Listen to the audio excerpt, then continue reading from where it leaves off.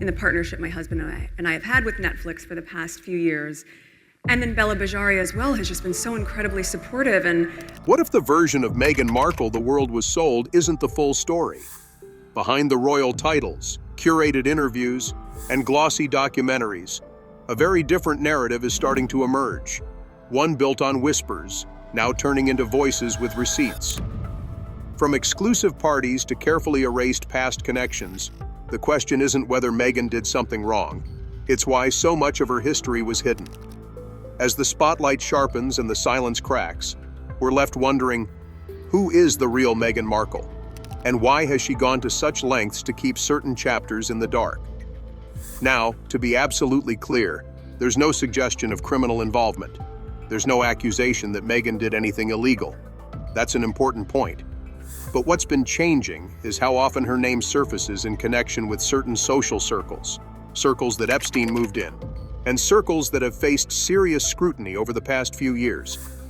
The conversations that once lived only on obscure message boards or deep in Reddit threads have started to spill into more mainstream spaces. Journalists are asking questions. Editors are revisiting old stories.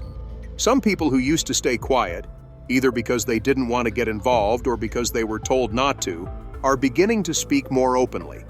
The tone has shifted from gossip to curiosity, from speculation to investigation. Much of this stems from Meghan's early life and career, which, like many people in Hollywood, was marked by hustle, ambition, and a long list of networking events, auditions, and opportunities. Before she became the Duchess of Sussex, before Netflix deals and podcast contracts, she was a working actress trying to carve out a path in a tough and competitive industry. That's not a scandal in itself. Many actors, especially women, go through the same thing. What's caused more recent interest is where she was, who she met, and which spaces she moved through during that time.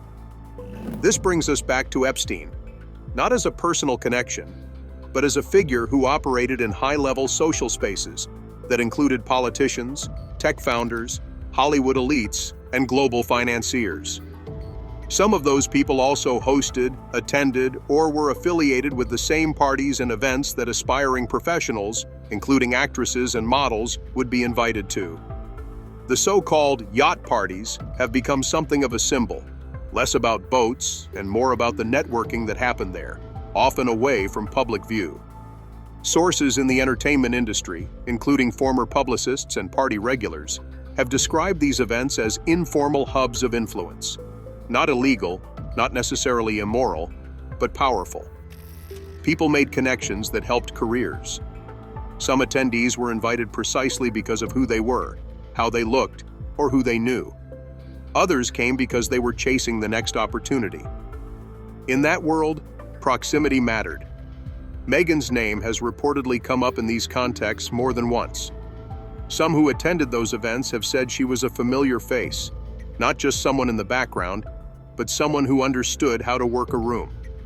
Again, this doesn't imply wrongdoing. It speaks to the reality of how parts of the entertainment industry operate, how connections are formed, how visibility is managed, and how some people learn quickly to navigate those settings strategically. In recent months, some of these old memories, emails, and photos have begun to resurface. They're being looked at not because Meghan is under any legal spotlight, but because her public image, highly curated, polished, and often described as empowering, is now being measured against a past that some feel was too quickly buried. And that's really the heart of this shift. It's not about whether Meghan was ever close to Epstein himself. There's no evidence to support that. It's about how her past fits into a broader pattern of media scrutiny, transparency, and public trust. In today's media landscape, image management is part of the job for any high-profile figure. But when parts of that image begin to fray, or when efforts to manage perception appear too forceful, people start to ask more questions. Some former journalists and editors have said they were discouraged from publishing stories that might hint at these connections.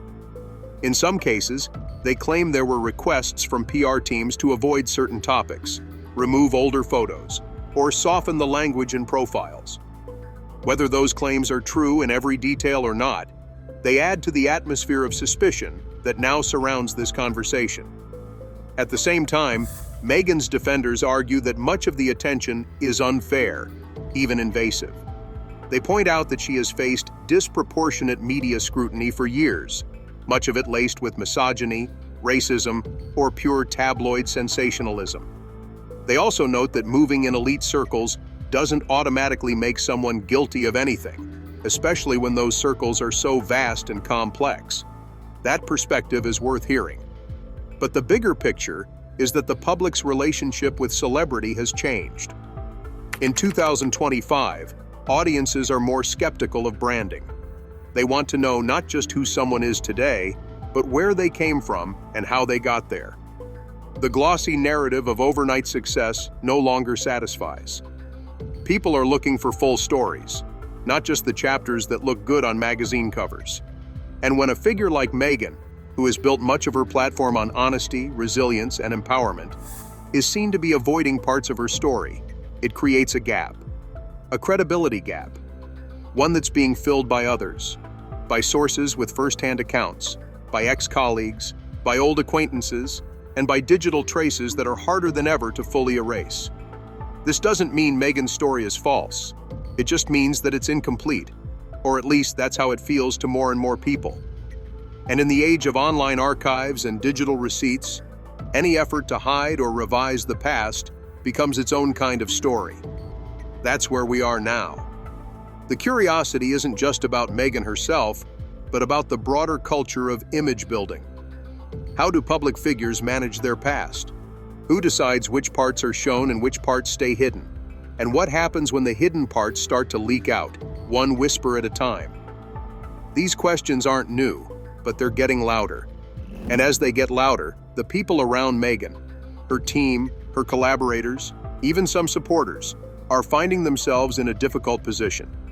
Do they continue to push the carefully crafted narrative, or do they adapt to the changing tone of the conversation? Before she was on magazine covers or making headlines as a royal, Meghan Markle was a working actress navigating a notoriously tough industry. Like many aspiring performers in Los Angeles, her early years were a mix of auditions, minor roles, side jobs, and plenty of networking. It wasn't glamorous. It wasn't royal. It was the kind of grind many in the entertainment world go through before their big break, if that break ever comes at all. She did land some notable roles. Her time on the television show Suits gave her a platform and name recognition, especially among younger viewers. But before that, she was taking jobs wherever they came. Game show briefcase model, supporting parts in TV dramas, small budget films. It was the kind of start that, on its own, wouldn't raise many eyebrows. But as conversations around Meghan's past continue to resurface, a particular part of her journey is being looked at more closely. Not her acting credits or professional achievements, but the social world she moved in, the events she attended, the people she met, and the environment she was part of long before she became globally famous. In that world, the term yacht parties keeps coming up. It might sound harmless on the surface. A yacht party brings to mind images of music, sun, and champagne. And in some cases, that's exactly what it was. But in certain circles, particularly within elite entertainment and global influencer scenes, the phrase has a different kind of meaning. It's become a kind of shorthand, less about the boat and more about who was on it, what kinds of connections were being made, and what those connections were worth. These weren't public events or casual gatherings. They were often invite-only, attended by celebrities, producers, financiers, and individuals with a kind of quiet influence that doesn't show up on red carpets. For younger actresses, models, or influencers, these spaces offered both risk and opportunity. Be seen by the right person, and doors could open. Make the wrong impression, and your name might never come up again. Multiple people who were familiar with that scene have said Meghan wasn't just someone who showed up once or twice. According to them, she understood how to move in that world. She knew when to speak, when to stay in the background, and how to position herself around people who mattered.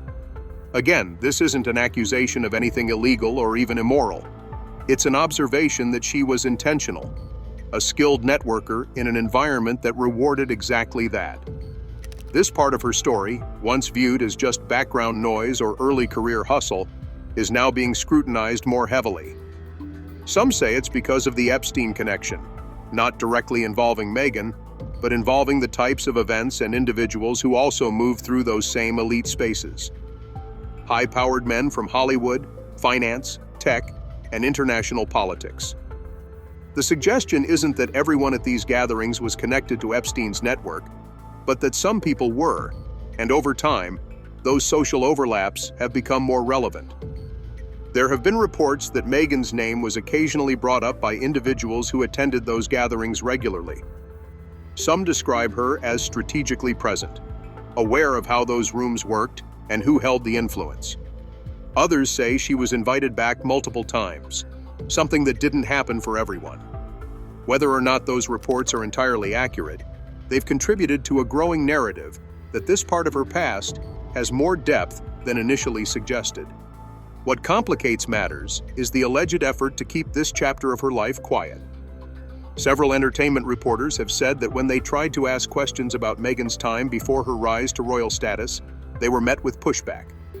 Some say they received phone calls from PR representatives asking them not to pursue certain lines of questioning. Others say images from that period have quietly disappeared from public archives and online sources. In the media world, that's often seen as a sign that someone is actively managing their past. One journalist from a well-known outlet claimed that their publication was offered exclusive access to Meghan's team, including interviews and private material, in exchange for shelving a story that might connect her to an Epstein-linked socialite. They didn't go ahead with the trade, but the story has since made the rounds among media professionals. It's been shared not as proof of anything damning, but as an example of just how far some teams will go to shape a public image. Again, none of this points to wrongdoing. Many celebrities manage their reputations. Many have parts of their past they'd rather not see on the front page. But the difference here is in the degree, the scope and intensity of the efforts, and how that fits with Meghan's public narrative. Her image has often leaned on themes of transparency, strength, and empowerment. She's talked openly about mental health, media pressure, and the challenges of being in the public eye. That openness has earned her support, particularly among women who relate to the experience of being judged harshly or misunderstood. But when parts of a person's past are actively hidden or reframed, especially parts that seem at odds with the values they promote, it can cause confusion and sometimes a loss of trust. That's what appears to be happening now. The effort to keep certain events and connections under wraps is being interpreted by some as evidence that there's more to the story. Even if the details aren't scandalous, the secrecy itself creates tension. What was once overlooked is now under the microscope, and people are asking why so much effort has gone into cleaning up something that, for many, would just be a normal part of a career in entertainment. This isn't just about yacht parties or elite gatherings. It's about context. It's about how someone presents their journey and how the public processes that narrative. If Meghan's past included events and associations that helped her build the life she has now, then some would argue it's worth acknowledging that part of the path, not erasing it. Supporters of Meghan say she's been unfairly targeted, held to impossible standards, and dissected in ways male celebrities rarely are. There's truth in that. The double standards in media and public opinion are real, and women in particular are often shamed for being ambitious or for navigating powerful spaces with intent. But critics argue that the issue here isn't ambition, it's the way that ambition was later hidden or denied. One former acquaintance, quoted anonymously, summed it up by saying, "No one cared about the parties. We all went to them. What people care about now is the way she's pretending they didn't happen." For a long time, Meghan Markle's public image was one of strength and transformation. She went from being a Hollywood actress to a global figure through her marriage into the British royal family. Her story was often framed as modern and empowering, an outsider who rose above criticism, racism, and press hostility to build her own platform. But recently, that image has been facing a level of scrutiny that it hasn't had to weather before. What once seemed polished and secure is starting to feel fragile. The change hasn't happened overnight. It's been building over months, even years. But the difference now is that the people asking questions aren't just anonymous users online or gossip columnists. They're journalists from established outlets, former colleagues, publicists, and media insiders who once held back from speaking publicly. Many of them are now saying the same thing.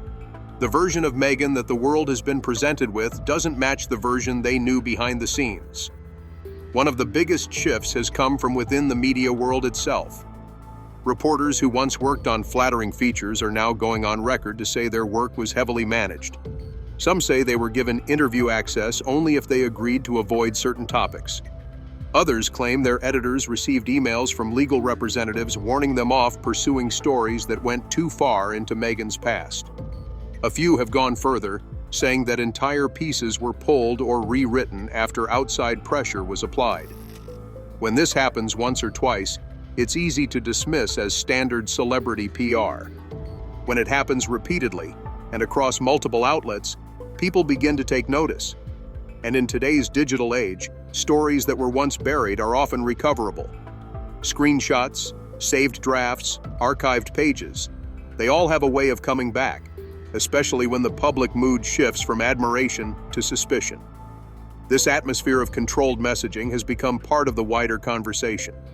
Meghan has been portrayed as someone deeply concerned with her narrative, someone who wants to tell her story on her own terms. There's nothing inherently wrong with that. In fact, most public figures do the same. But the criticism now is that her efforts have crossed a line, from brand management into something more aggressive, something that looks, to some, like manipulation. When the story is tightly held, but the reality appears more complicated, people start asking whether they've been misled. That's the space Meghan now finds herself in. Her supporters say she's still being targeted unfairly. Her critics argue that the targeting is the result of a mismatch between her public persona and the truth that's starting to emerge. Her recent Netflix project has been one of the clearest indicators of this tension. The content, described by many critics as too curated and lacking authenticity, hasn't performed as well as expected. Reviewers noted that it felt overly scripted and too cautious, avoiding real vulnerability in favor of polished messaging. For someone whose brand was built on speaking openly about personal struggles, that shift in tone came across as distancing rather than engaging. That's not just a problem of content, it's a problem of perception. Viewers are more media savvy than ever. They know when they're being sold a version of someone rather than seeing who they really are. When the packaging becomes more prominent than the person, the connection weakens. And in Meghan's case, that weakening seems to be happening in real time. Some of her earliest supporters are now noticeably quiet. Not because they've turned against her entirely, but because they're unsure what to believe. They supported the woman who spoke about surviving the pressures of royal life, about mental health, about standing up against injustice. But they didn't sign up to defend someone who's allegedly paying off journalists or scrubbing inconvenient parts of her past from the public record. Those allegations, some backed by emails, others by first-hand accounts, are beginning to carry weight. There are claims of exclusive media access offered in exchange for silence on specific events. Reports of journalists being told not to mention certain names, or entire photo archives being quietly pulled from circulation. It's not just one or two isolated incidents, it's a pattern. And that pattern is raising questions about transparency, honesty, and trust. Brands are paying attention too. Meghan is no longer just a public figure, she's a business. She has deals with streaming platforms, publishing houses, and various advocacy projects. When her public image shifts, those partnerships can be affected. One anonymous PR executive recently told an industry publication that when there's smoke this thick, brands start looking for fire. In other words, even the perception of dishonesty or scandal can cause major concerns behind the scenes. There are reports that some partners are now quietly reviewing contracts, reevaluating how closely they want their name linked with hers. It's not panic, but it's caution. In the world of endorsements and media deals, perception often matters as much as reality. Meanwhile, people who were once close to Meghan, former friends, professional contacts, even past collaborators, are stepping away. Some say they've been contacted by journalists asking for comment. A few have responded, others haven't. But the point is, the silence that once protected her is breaking. The sense that everyone around her would keep quiet forever is fading. That silence breaking matters. Not because it proves something scandalous happened, but because it shows a change in loyalty. When insiders feel the truth is being buried, or that they've been pushed aside unfairly, they sometimes decide to speak out, not out of spite, but because they no longer feel aligned with the narrative being pushed. And all of this, the cautious brand partnerships, the shifting media tone, the insider leaks, isn't happening in a vacuum. The royal family is reportedly watching closely too. Though they have stayed mostly quiet in public, some sources say there's concern behind the scenes. Not necessarily about legal exposure, but about reputational risk. Meghan was once presented to them, and to the public, as a clean slate, a fresh face with no damaging connections. Now, as old associations resurface, some inside the palace are allegedly questioning what they were told and what they believed. There are murmurs that royal PR teams are adjusting their own messaging, subtly distancing themselves from the Sussex brand. It's not overt, but in the world of public relations, even a change in tone or a shift in language can signal a lot. When one part of the story begins to shake, others start reinforcing their own foundations. At the center of all this is a single issue: trust. It's not about whether Meghan made mistakes in her past. Everyone does. It's about whether the image she presents today is honest about those mistakes, or whether it was built by hiding them. The audience, whether fans or casual observers, are increasingly saying they want the full picture. Not perfection, not scandal, just the truth. And if that truth includes early career networking, ambition, and social climbing, that's not necessarily a problem. What becomes a problem is pretending it didn't happen, especially when so many others remember that it did. There are now two versions of Meghan being discussed. One is the version that has been presented to the world: principled, polished, socially conscious, and media savvy. This is the Meghan seen in speeches about empowerment, in interviews about mental health, and in documentaries that explore racism, gender, and power. It's a version that is connected with many people and has brought her global recognition, influence, and major media deals. The other version is far less polished. It's made up of the stories that have begun to surface from her past. Stories about early career ambition, strategic relationships, controlled press access, and a pattern of legal and PR tactics used to control the narrative. This version isn't defined by scandal or illegal behavior, but by questions of honesty and image management. It paints Meghan not as a victim of the system, but as someone who also learned how to use the system to her advantage. The problem is that the second version is starting to spread. And it's not just spreading on gossip blogs or conspiracy forums. It's being explored in industry conversations, professional circles, and by journalists who are beginning to compare notes. It's showing up in leaked messages, resurfaced photos, and interviews with people who were once close to her. It's coming from inside the world that helped build her brand. And it's changing how she's being seen. This shift is happening at a time when audiences are more interested in authenticity than ever before. People don't expect celebrities to be flawless. In fact, they often connect more deeply with those who show their flaws, own their pasts, and speak openly about their mistakes.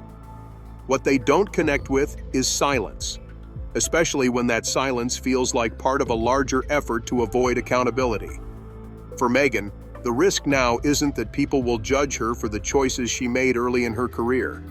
The real risk is that they'll feel misled, that they'll see the polished image she's projected as less of a truth and more of a marketing strategy. Once that perception takes hold, it becomes incredibly difficult to shift. And it affects everything, from public support to brand partnerships to media trust.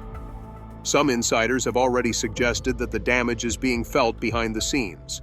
There are whispers of paused projects, contract reviews, and a general sense of hesitation among potential collaborators. Meghan still has a platform, but the sense of control she once had over her story appears to be slipping. And when someone in the public eye starts to lose control of their story, others begin to shape it for them. That's exactly what's happening now. Former acquaintances, past industry contacts, even a few ex-friends are reportedly being approached for comments. Some are declining. Others are speaking carefully. And a few, according to sources in entertainment media, are preparing to share their own experiences more openly. Not all of these stories are dramatic or damaging, but they don't fit neatly into the version of Meghan the public has been asked to accept. And that alone is enough to spark further questions. There's even talk that someone who used to be close to her is considering writing a tell-all. If that happens, and if it contains specific details about Meghan's time in the so-called yacht party scene or her strategic moves within high-level Hollywood circles, it could significantly alter public perception. Not because of the events themselves, but because of how different they are from the narrative that's been presented. Meghan's strength has always been her ability to shape a compelling narrative. She has spoken powerfully about the impact of media harassment, institutional pressures, and personal struggles. Those stories resonated deeply, but the same skill in narrative building that helped her connect with millions is now being questioned. Was it all real? Was it selective truth? And most importantly, why are parts of the story being left out? People want the full picture, and more than that, they want to know that what they're being told is real. That desire for authenticity isn't new, but in 2025, it's more powerful than ever. Viewers, readers, and followers are becoming increasingly resistant to content that feels manufactured or overly managed. They want to see the full person, not just the version with perfect lighting and well-rehearsed lines. This is the core of the crossroads Meghan now faces. She can continue trying to hold the line, insisting through silence or legal effort that certain parts of her past don't belong in the conversation. Or she can step into the conversation herself. She can acknowledge that her journey wasn't a straight line, that she made strategic choices, and that like many others trying to survive and succeed in a difficult industry, she did things she might now see differently. That kind of honesty wouldn't destroy her image. In fact, for many, it would likely rebuild trust. People aren't looking for perfection. They're looking for humanity. And being honest about ambition, past decisions, or former relationships doesn't make someone weak. It makes them relatable. The longer Meghan waits to make that choice, the harder it becomes. Because the more stories that surface without her involvement, the more control she loses. And once control is gone, recovery becomes much more difficult. Media coverage becomes more speculative. Industry support becomes more cautious. And the audience, even those who once stood firmly in her corner, starts to shift their focus elsewhere. There's still a window of opportunity. Meghan has a chance to take back control of her narrative, not by reinforcing the polished version, but by expanding it, by adding nuance, vulnerability, and yes, honesty. That means acknowledging the messy parts, the calculated steps, the social circles she once moved through. It means not waiting for someone else to tell that story first, because someone will. The interest is already there. Journalists are digging deeper. Archives are being combed through. People are comparing timelines, photos, emails. At some point, more information will come out. It might not be explosive. It might not be career-ending. But it will be enough to shift how the public sees her. And the further it moves from her own words, the less power she has to shape the meaning.